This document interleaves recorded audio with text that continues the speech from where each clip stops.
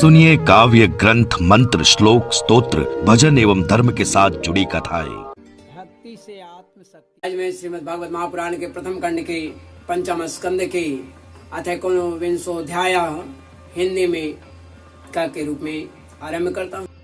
या कुंदेन्दु तुषारहारधवला या शुभ्रवस्त्रावृता या वीणावरदण्डमण्डितकरा या श्वेतपद्मासना या ब्रह्माच्युतशङ्करः प्रभृतिभिः देवैः सदा वन्दिता सा मां पातु सरस्वती भगवती निःशेषजाड्यापहा। ॐ हरि ओम हरि ओम हरि ओम। करारविन्देन पदारविन्दं मुखारविन्देन विनिवेशयन्तम् वटस्य पत्रपुटे शयानं श्रीबालमुकुन्दं मनसा स्मरामि श्रीबालमुकुन्दं शीर्षा नमामि। यह 19वां अध्याय में किम पुरुष का वर्णन है। सुखदेव जी महाराज परीक्षित से कह रहे हैं कि राजन, किम पुरुष वर्ष में आदि पुरुष सीता हृदयाभिराम भगवान श्री रामचंद्र जी के चरणों की सन्निधि के रसिक परम भागवत हनुमंत लला हनुमान जी अन्य किन्नरों के सहित अविचल भक्ति भाव से उनकी उपासना करते हैं।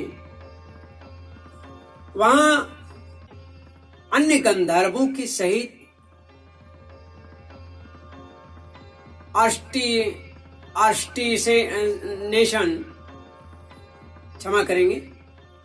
आर्टिसेन उनके स्वामी भगवान श्री राम की परम कल्याणमयी गुण गाथा गाते रहते हैं हनुमान जी।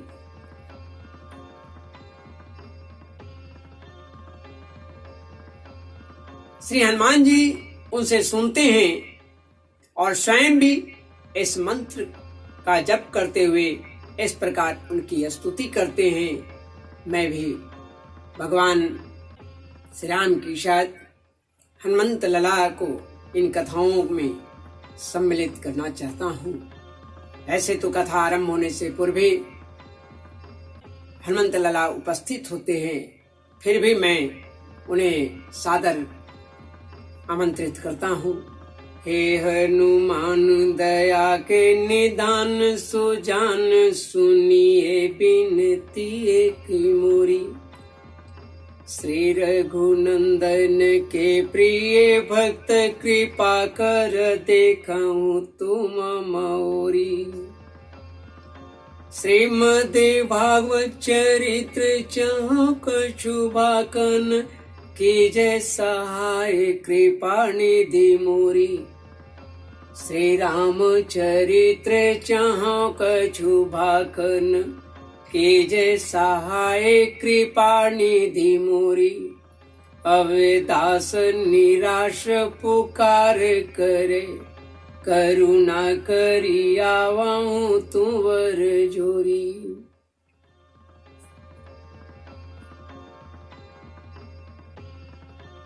हनुमंत लला मंत्र का जाप करते हुए इस प्रकार उनकी स्तुति भी करते हैं। ओम नमो भगवते उत्तम श्लोकाय नमः। आर्य लक्षणशील व्रताय नमः। उपशिक्षितात्मन उपासित लोकाय नमः। साधुवाद निकषनाय नमो। ब्रह्मण्य देवाय महापुरुषाय महाराजाय नमः इति। हम ओंकार स्वरूप पवित्र कीर्ति भगवान श्री राम को नमस्कार करते हैं। आप में सत्पुरुषों के लक्षण, शील और आचरण विद्यमान है। आप बड़े ही संयत चित्त, लोकाराधन तत्पर, साधुता की परीक्षा के लिए कसौटी के समान और अत्यंत ब्राह्मण भक्त हैं।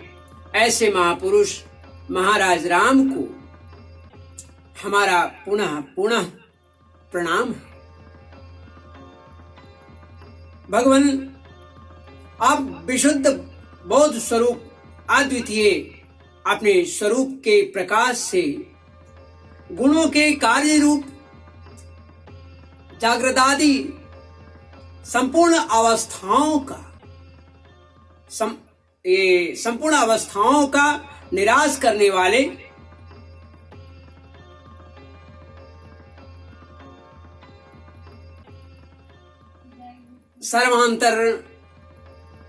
सर्वांतरात्मा परम शांत शुद्ध चित्त, शुद्ध बुद्धि से ग्रहण किए हुए, जानने योग्य, नाम रूप से रहित और अहंकार शून्य है। हे भगवान, मैं आपको नमस्कार करता हूं। मर्त्यावतारस्त्विहमर्तशिक्षणम् रक्षोवधायैव न केवलं विभो। कुतोऽन्यथा स्याद्रमत स्व आत्मनः। सीता कृतानि व्यसनानि स्वरस्य।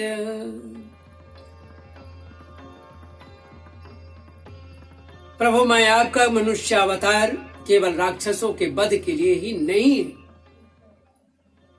इसका मुख्य उद्देश्य तो मनुष्यों को शिक्षा देना है। मनुष्यों को शिक्षा देना है, अन्यथा अपने स्वरूप में ही रमण करने वाले साक्षात जगदात्मा जगदीश्वर को सीता जी के वियोग में इतना दुख सहना नहीं पड़ता। इतना दुख कैसे हो सकता है? आप धीर पुरुष के आत्मा और प्रियतम भगवान वासुदेव हैं। त्रिलोकी की किसी भी वस्तु में आपकी आसक्ति नहीं है। आप न तो सीता जी के लिए मोह को ही प्राप्त करते हैं, मोह को ही प्राप्त हो सकते हैं, और न लक्ष्मण जी का त्याग ही कर सकते हैं। आप न तो सीता जी के लिए मोह को ही प्राप्त हो सकते हैं और न ही लक्ष्मण जी का ही त्याग कर सकते हैं। यह व्यापार केवल लोक शिक्षा के लिए ही है भगवान, लोक शिक्षा के लिए ही है। हे भरताग्रज, हे लक्ष्मणाग्रज, उत्तम कुल में जन्म, सुंदरता, वाक चातुर्य, बुद्धि और श्रेष्ठ योनि, इनमें से कोई भी गुण आपकी प्रसन्नता का कारण नहीं है, नहीं हो सकता। यह बात दिखाने के लिए ही आपने इस सब गुणों से रहित हम वनवासी बानरों से मित्रता की है।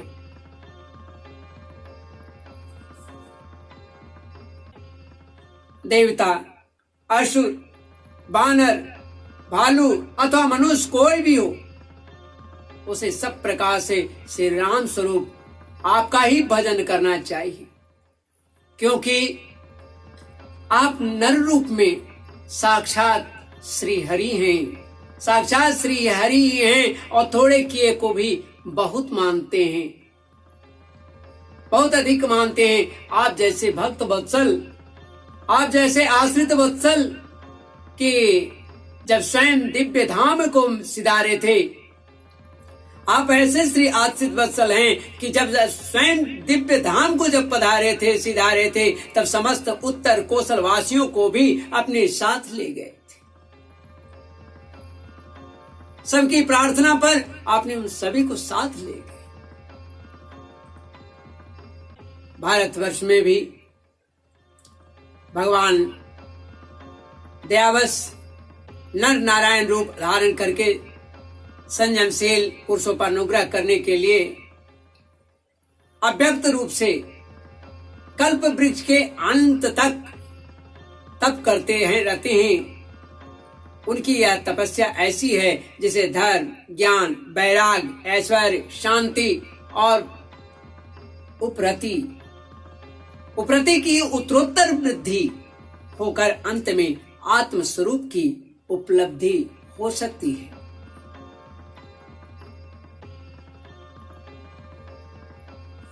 यहाँ पर एक बात आई है, आप धीर पुरुष के आत्मा, यहाँ पर आत्मा शब्द मैंने प्रयोग किया है भागवत के अनुसार, अर्थात क्या? तो यहाँ शंका होती है कि भगवान तो सभी के आत्मा है, भगवान सभी के आत्मा है, फिर यहाँ उन्हें ये आत्मवान अर्थात धीर पुरुषों के ही आत्मा क्यों बताया गया? मैंने छठे श्लोक में प्रथम लाइन में धीर पुरुष के आत्मा की बात किया था, अभी पाठ से कुछ पहले, तो उस पर आपको मैं बता रहा हूं। इसका कारण यही है कि सबके आत्मा होते हुए भी उन्हें केवल आत्मज्ञानी पुरुष ही अपने आत्म रूप से अनुभव करते हैं। सभी पुरुष में संभव नहीं, सभी पुरुष से संभव नहीं है, अन्य पुरुष नहीं। श्रुति में जहां कहीं आत्म साक्षात्कार की बात कही जाती है या कही गई है या आई है, वही आत्मवेता के लिए धीर शब्द का आत्मवेता के लिए धीर शब्द का प्रयोग हुआ है। जैसे कश्चिद धीरः प्रत्यागात्मान मैच्छतः इति न श्रुश्रुम धीराणाम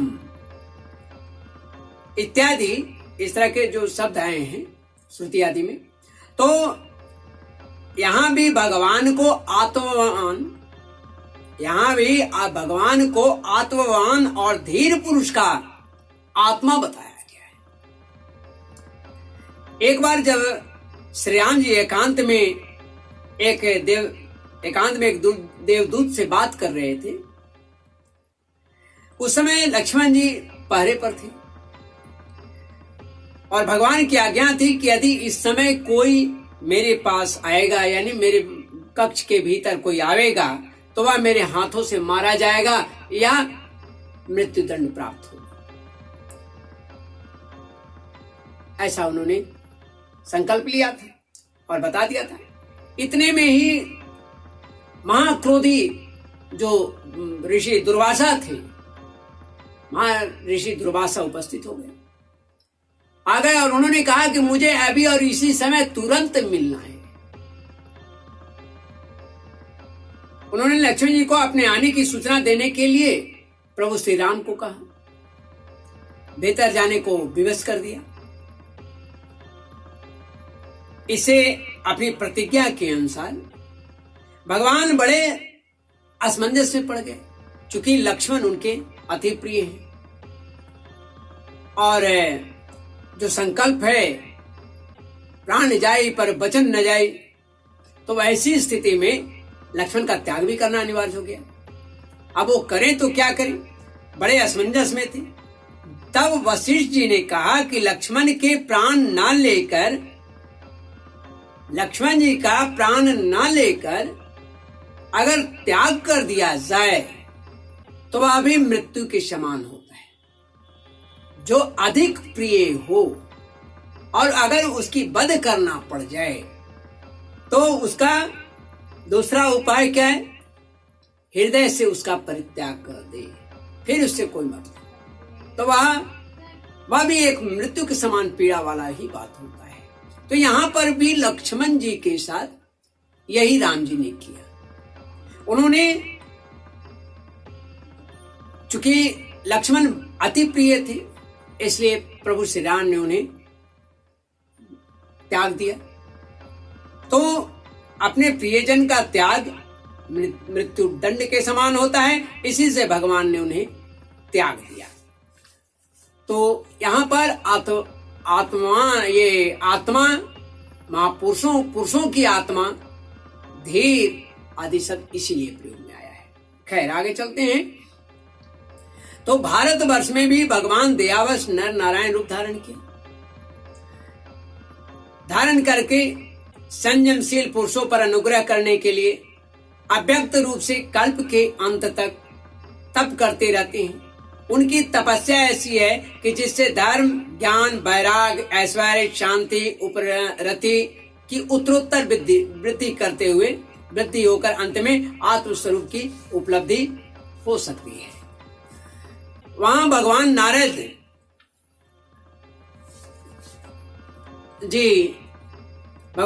जी स्वयं श्री भगवान के ही कहे हुए सांख्य और योग शास्त्र के सहित भगवान महिमा को प्रकट करने वाले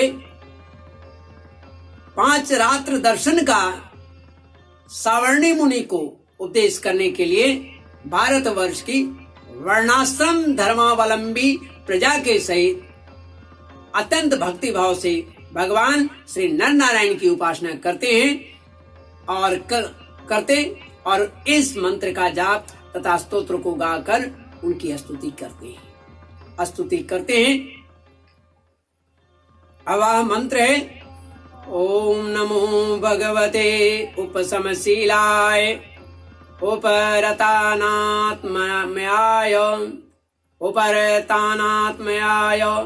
नमो किंचन वित्ताय ऋषिऋषभाय नरनारायणाय परमहंस परम गुरुवे आत्मरामाधिपते नमो नमः। श्रीमद् भागवत महापुराण के प्रथम खंड के पंचम स्कंद के अध्याय को 20 अध्याय हिंदी में का के रूप में यहाँ पर समाप्त करता हूँ। मंगल भवन मंगल हारी द्रवंशो दशरथ अजिर बिहारी। मंगल भवन मंगल हारी उमा सहित जय जपत पुरारी। माम विलोक पंकज लोचन कृपा विलोकन सोच विमोचन। दीन दयाल विरद समभारी हरहु नाथ मम संकट भारी। माम विलोक पंकज लोचन कृपा विलोकन सोच विमोचन। अब मोई भाव भरोस हनुमंता सत्य हरि कृपा मिलई नहीं संता।